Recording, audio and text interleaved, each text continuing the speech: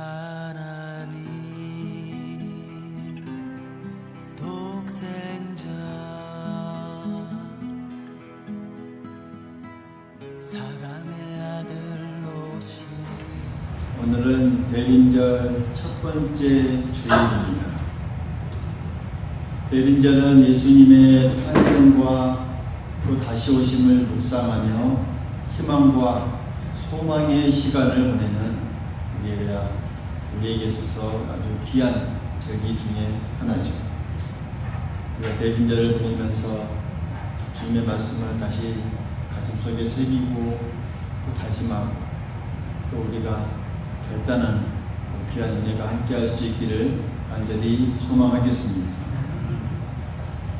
오늘의 시대의 이 사람들을 우리가 바라볼 때 한편으로는 점점 더 이 소망을 잃어가고 또 어둠 속에 살아가는 영적인 암흑 속에 살아가는 시대가 아닌가 또 우리가 생각해 볼 수 있습니다. 정치적으로는 이념의 갈등이 심화되면서 서로 분열의 또 시대를 우리가 살아가고 있습니다. 개인주의 문화가 확산되면서 더 고립되고 소외감을 느끼는 사람들이 많습니다. 사회적으로 볼 때 자살과 또 범죄로 인간의 생명의 가치를 무시하는 그 생명 경시의 시대가 또 오늘 우리가 살아가는 시대이기도 하고 또 부정과 부패가 판을 치는 타락된 모습들이 너무 많습니다. 우리 개인을 찾아봐도 그렇습니다. 과도한 스트레스와 경쟁 속에서 또 우울증과 불안장애에 시달리는 사람들이 많고 경제적인 어려움이나 또 환경 문제 또 질병 등으로 인해서 사람들은 미래에 대한 어떤 이 두려움과 불확실함을 느끼면서 살아갑니다. 이렇게 소망을 잃고 어둠 속에 살아가는 사람들, 또 그들의 내면은 더 점점 더 공허해지는 그런 사람들, 그런 이 시대에 성경은 분명한 희망의 메시지를 우리에게 전해주고 있습니다. 바로 어둠 속에서도 하나님께서 비추시는 빛입니다. 빛. 우리가 진정한 이 빛을 더욱 절실하게 붙들어야 하는 그런 이유가 바로 여기에 있습니다. 그 빛은 모든 어둠을 물리치고 또 진리와 생명의 길을 우리에게 제시해주는 그 빛입니다. 오늘 말씀에서 이사야 선지자는 아수르의 침략으로 인해 또 고통받고 있었던 그 이스라엘 백성들에게 큰 빛이 비출 것이다 라고 예언의 말씀을 하고 있습니다. 큰 빛.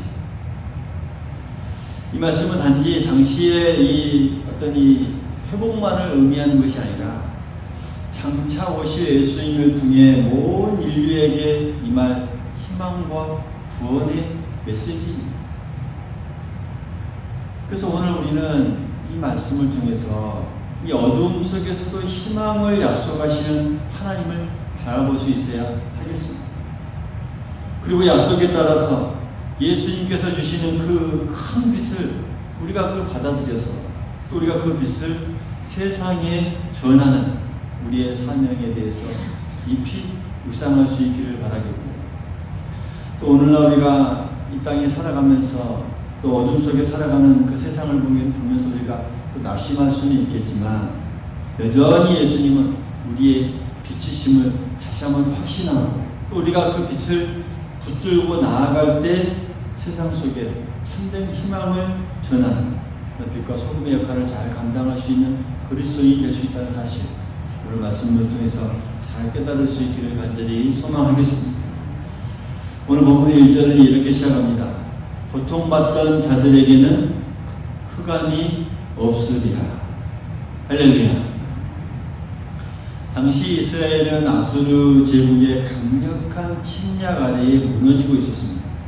북이스라엘은 멸망 직전에 있었고 또 남유다 역시 하나님의 심판 아래에서 흔들리고 있었습니다. 그러니까 그들의 현실은 어두운 그 자체였습니다. 1절에 나오는 이 스불론 땅과 납달리 땅은 가장 먼저 아수르에 의해서 침략을 받아 황폐해진 땅으로서 그 지역은 이 어떤 이 고난과 상처의 상징이 된 그런 이 땅이 되어버렸습니다. 하지만 하나님께서는 그들에게 어둠이 끝나고 또 영광의 빛이 비춰질 것을 약속하면서 가장 큰 고통의 땅인 그곳에 영광이 임할 것이다 라는 그런 이 말씀을 하고 있습니다. 여기서 우리는 하나님의 성품을 발견할 수 있습니다. 어떤 성품입니까? 깊은 고통과 이 절망 속에서도 일하고 계시는 하나님. 할렐루야. 아무런 희망이 없어 보이는 그런 상황일지라도 그 어둠을 빛으로 바꾸시는 하나님. 이 하나님의 성품을 우리가 바라볼 수가 있습니다. 여러분, 하나님은 우리의 가장 깊은 고통과 절망 속에서도 일하고 계십니다. 우리가 보기에는 아무리 희망이 없어 보이는 그런 상황이다 할지라도 하나님은 언제든지 그 어둠을 빛으로 바꾸주실 수 있는 분이십니다. 우리는 오늘 이 하나님의 약속을 통해서 희망을 바라볼 수 있어요. 대림절 기간을 지나면서 이 하나님의 약속을 통해 우리가 희망을 바라볼 수 있어요. 아, 이 땅은 아직도 희망이 하나님께서 바라보고 계신 희망을 주시는구나.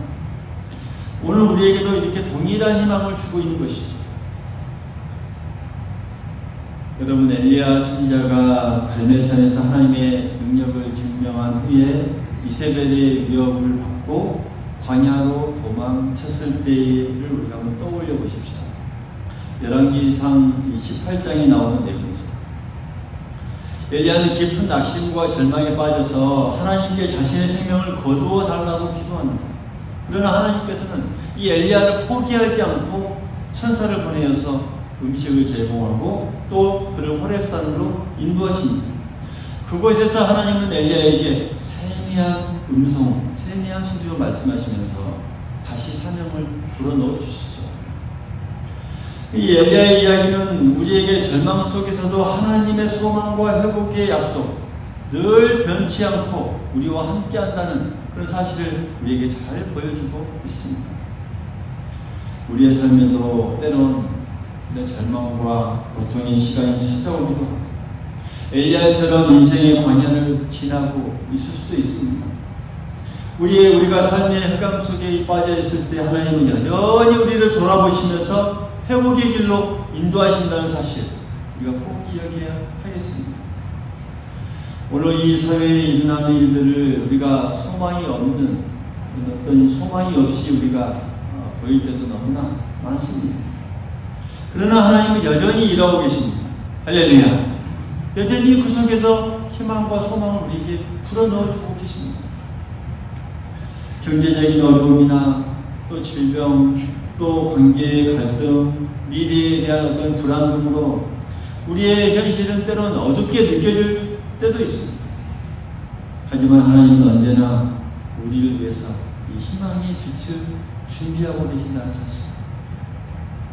앞이 보이지 않는 절망적인 상황에 더는 나아갈 길이 없는 것처럼 우리가 느껴질 때 이 하나님의 약속을 붙들고 믿음으로 기다려야 합니다. 그래서 대림절은 기다리는 설교입니다. 약속을 기다리는 것입니다. 낙심하지 말고 하나님의 약속을 붙들며 기다려야 합니다. 여러분, 하나님은 어둠 속에서도 희망의 길을 여시는 분이십니다. 믿습니까? 흑암 속에서도 하나님의 약속을 붙들고 믿음으로 나아가는 우리 모두가 될 수 있기를 간절히 소망하겠습니다. 오늘 본문 2절은 이렇게 선언합니다. 흑암에 행하던 백성이 큰 빛을 보고 사망의 그늘진 땅에 거주하던 자들에게 빛이 비치도다. 여러분, 큰 빛은 단순히 당시의 이스라엘 상황을 넘어서는 이제 장차 오실 메시아를 예언한 그런 말씀이기도 합니다. 예수님은 이 땅에 약속대로 오셔서 어둠 속에 있는 이 세상에 하나님의 빛을 비추어 주셨습니다. 영적인 어둠에 갇혀 참 빛을 보지 못하고 공허함 속에 방황하며 소망이 없는 자들을 위해서 예수님이 이 땅에 빛으로 오셨습니다. 믿습니까? 할렐루야. 요한복음 1장 14절과 5절 말씀이 이렇게 우리에게 말씀하죠. 그 안에 생명이 있었으니 이 생명은 사람들의 빛이라. 빛이 어둠에 비치되 어둠이 깨닫지 못하더라. 예수님은 죄와 사망의 어둠 속에서 우리를 구원하시고 새로운 생명을 주시는 참된 빛입니다. 참된 빛이에요. 요한복음 8장 12절에 우리에게 또 말씀하시죠. 나는 세상의 빛이니 나를 따르는 자는 어둠에 다니지 아니하고 생명의 빛을 얻으리라. 생명의 빛을 얻으리라. 예수님은 단지 우리의 이 개인의 구원뿐만 아니라 그걸 넘어서는 온 세상을 위한 빛으로 이 땅에 오셨습니다. 죄와 죽음의 어둠 속에 갇혀있던 우리를 구원하시고 다시 한번 살려주시고 빛을 비춰주시사 영원한 생명의 빛을 주신 분이 바로 예수 그리스도십니다. 우리는 오늘 그분을 따르고 또 믿고 나아가고 있습니다. 요한복음 9장에 보면 태어날 때부터 이 맹인이었던 이 사람의 이야기를 우리가 기억할 수 있습니다. 제자들은 그를 보면서 이렇게 말하죠. 예수님께 질문하죠. 이 사람이 이렇게 태어난 것이 누구의 죄 때문입니까? 라고 묻죠. 그러자 예수님께서는 그에게서 하나님의 일이 나타내고자 합니다. 이렇게 말씀하시고 진흙을 이겨서 그의 눈에 바른 후에 실로암 곳에 가서 씻으라라고 했고 또 그는 순종하면서 그대로 행했고 그의 눈은 밝아지는 그런 우리가 사건을 볼 수가 있습니다. 여러분, 이 사건은 단지 그의 보지 못하는 육체의 눈을 뜨게 한 어떤 이 기적에만 우리가 머물러 있으면 안 됩니다. 거기에만 단지 있는 기적만이 아닙니다. 그 사람을 통해서 예수님께서는 이 영혼의 어둠을 밝히는 생명의 빛으로서의 이 자신의 이 모습을 나타내고자 하셨습니다. 빛을 비춰주시는 것이죠. 보게 해주시는 것이죠. 그래서 그 맹인은 단지 이 시력을 얻는 것에 그치지 않고 예수님을 믿음으로 영원한 빛을 보는 그 빛을 얻게 되었다라고 하는 놀라운 사건입니다. 이 땅에 이런 이 맹인처럼 영적인 어둠 속에서 길을 잃고 방황하는 사람들이 많다는 것이죠. 아직도 많습니다. 삶 속의 어둠 속에서 이 길을 잃고 방황하는 사람들입니다. 또한 세상에 이 땅의 것들로 말미암아 그것으로 그 모든 것들을 해결하고 찾으려고 하지만 찾지 못합니다. 세상의 어떤 성공이나 명예나 물질 등으로 그 빛을 찾으려고 합니다. 보려고 합니다. 따르려고 하지만 그러한 것들은 참된 소망을 우리에게 주지 못하는 것이죠. 그 우리에게 예수님은 찾아오셔서 우리의 눈을 뜨게 해주시고 참빛을 보여주셨습니다. 오늘 우리는 그 예수님을 우리의 삶의 인생의 이 빛으로 삼고 그분의 인도하심을 따라가고 있습니다. 또한 따라가야 합니다. 우리가 어둠 속에서 길을 잃고 방황할 때 예수님만이 우리를 올바른 길로 인도하시는 참된 이 비침을 믿고 또 고백하면서 나아갈 수 있어야 합니다. 예수님을 따르는 이런 삶, 단순히 우리가 매주일 나와 예배드리는 어떤 이 종교적인 어떤 이 사회 활동을 넘어서서 그분의 이 빛 가운데 우리가 날마다 삶 속에 거하고 영원한 생명에 누리는 삶, 오늘 우리의 삶이 될 수 있기를 간절히 소망하겠습니다. 사랑하는 성도 여러분, 예수님만이 우리의 참 빛입니다. 믿습니까? 그분을 따르고 또 그분의 말씀에 순종하면서 또 우리가 한 걸음 한 걸음 살아가는 우리 모두가 될 수 있기를 간절히 소망하겠습니다. 2절 말씀을 또한 우리가 보면 단지 빛을 보는 것으로 끝나지 않습니다. 사망의 이 그늘진 땅에 거주하던 자들에게 빛이 비치도다. 할렐루야. 빛이 비춥니다. 흑암에 행하던 이 백성이나 사망이 그늘진 땅에 거주하던 자, 오늘 여기서 2절에 나오는 그런 사람들은 구원의 소망을 가질 수 없는 자들을 말합니다. 그런데 그런 자들에게 큰 빛이 비춰졌다라고 하는 것은 예수님을 도저히 구원의 이 소망이 없는 빛을 보지 못하는 자들에게 이 구원의 빛이 비춰졌다는 그런 말씀입니다. 우리 예수님은 이 도저히 구원의 소망을 가질 수 없는 자들에게 찾아오셔서 이 구원의 빛을 비춰주셨습니다. 할렐루야. 도저히 그냥 내버려두면 혼자서는 그 빛을 찾을 수 없습니다. 바로 우리들이 아닙니다. 오늘 우리들이 그런 자들입니다. 예수님 없이 어떻게 우리가 구원의 빛을 바라보고 구원의 길을 따라갈 수 있었겠습니까? 그런 자들, 오늘 이 흑암에 행하던 백성이나 사망의 그늘진 땅에 거주하던 자, 바로 그런 자, 그런 자들에게 빛을 비추어 주셨고, 또 그 빛은 이제 그 빛을 비춰준 자들을 통해서 또 세상에 전해져야 할 사명이 있다는 사실, 오늘 우리가 이 말씀을 통해서 다시 한번 또 우리가 바라볼 수 있습니다. 여러분, 예수님께서는 마태복음 5장 14절에 그런 자들을 세상의 빛으로 부르십니다. 할렐루야. 너희가 세상의 빛이다. 오늘 우리가 누구라고요? 세상의 빛입니다. 오늘 우리를 세상의 빛으로 부르셨습니다. 우리에게 세상의 빛이라는 그 사명을 주셨습니다. 우리에게 비춰주신 그 빛은 우리가 세상에 나아가서 그 빛을 전하라는 또 하나의 부르심입니다. 믿을 수 있기를 간절히 소망하겠습니다. 오늘날 세상은 여전히 어둠 속에 살아가고 있습니다. 또 어둠 속에 살아가는 사람들이 너무나 많습니다. 그 속에서 빈곤과 불평등과 전쟁과 또 영적 방황들이 이런 이 세상을 뒤덮고 있습니다. 이때 예수님께서 주신 이 빛을 받은 우리가 이 세상에 나아가서 그곳에 사랑과 진리의 빛을 비춰줘야 하는 것이죠. 오늘 우리가 감당해야 될 사명입니다. 오히려 그 빛을 비추는 그런 삶을 우리가 거부하고 있지는 않은지 오늘 우리가 곰곰이 뒤돌아볼 수 있기를 간절히 소망하겠습니다. 하나님의 빛을 받은 우리는 그 빛을 세상에 비추어야 될 사명이 있습니다. 할렐루야. 하나님의 빛을 다 받았습니까?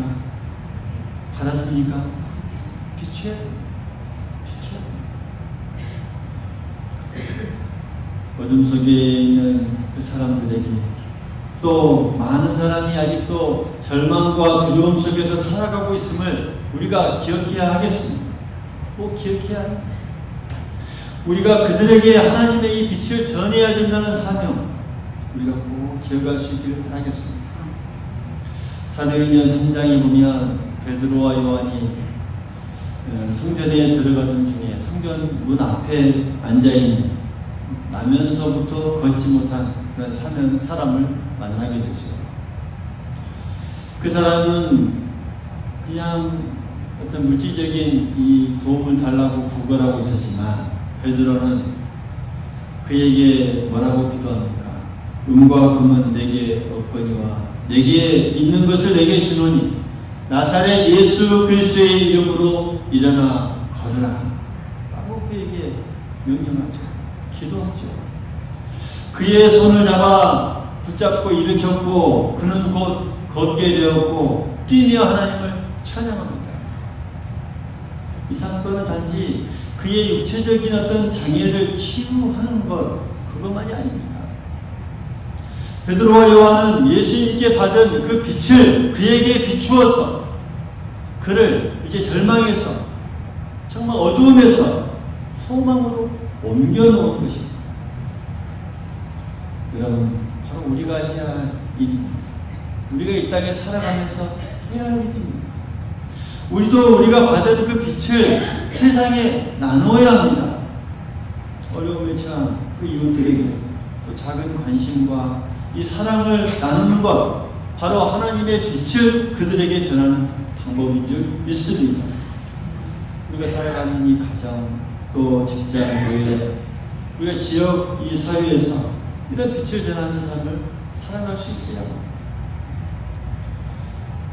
우리의 이 진실적인, 또 진심이 담긴 이 사랑의 이 행동과 때로는 이 나눔을 통해서 예수님의 이 빛을 드러낼 수 있어야 하겠습니다.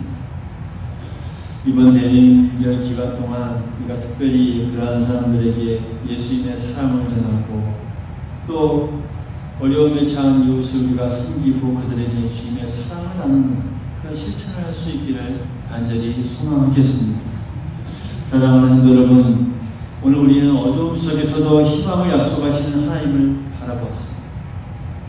또 우리에게 참된 빛이 되신 예수님, 그 예수님을 또 우리가 바라봅니다. 또 그 빛을 세상에 전하는 우리의 사명을 오늘 말씀을 통해서 우리가 묵상했습니다. 이 대림절 기간 동안 우리의 삶 속에서 하나님의 빛을 더 깊이 경험할 수 있기를 간절히 소망하겠습니다.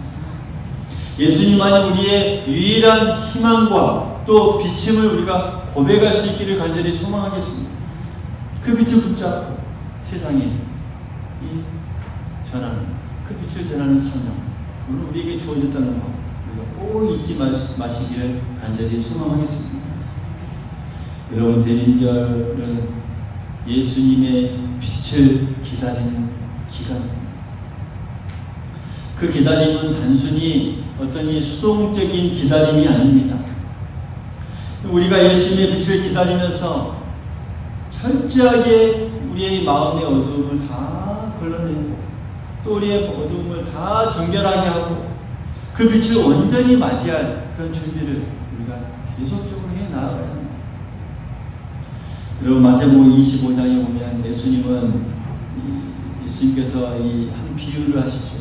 10처녀의 이 비유를 통해서 우리에게 준비된 자만이 신랑을 맞이할 수 있다라는 것을 잘 가르쳐주고 있습니다. 등불을 준비한 이 슬기에 있는 자들은 신랑이 왔을 때 기쁨으로 맞이하십니다. 기름을 준비하지 못한 이 미련한 자들은 어둠 속에 그대로 남겨진 것을 우리가 볼 수가 있죠. 우리의 마음속 이 등불을 우리가 잘 켜, 그게 예수님과 하나님께서 주신 이 빛이죠. 빛을 우리에게 잘 켜서 그 등불을 우리가 잘 꺼지지 않게 잘 준비하고, 그러기 위해서 우리가 매일 또 말씀과 기도로 우리의 등불을 다시 밝히고 주님의 오심을 준비해야 되는 것, 오늘 우리가 해야 될 우리의 신앙의 모습이 아닌가 생각이 듭니다. 그것을 잘 준비할 수 있기를 간절히 소망하겠습니다. 우리의 영혼을 깨끗이 하고 그리스도의 빛을 온전히 우리가 맞이하고 또 그 빛을 통해 또 세상을 전할 수 있는 그런 이 그리스도인의 참다운 모습들, 오늘 우리가 대림절 기간을 지나면서 잘 준비하고 받아들이고 또 그것을 통해서 하나님께 영광을 올려드릴 수 있는 우리 모두가 될 수 있기를 간절히 소망하겠습니다.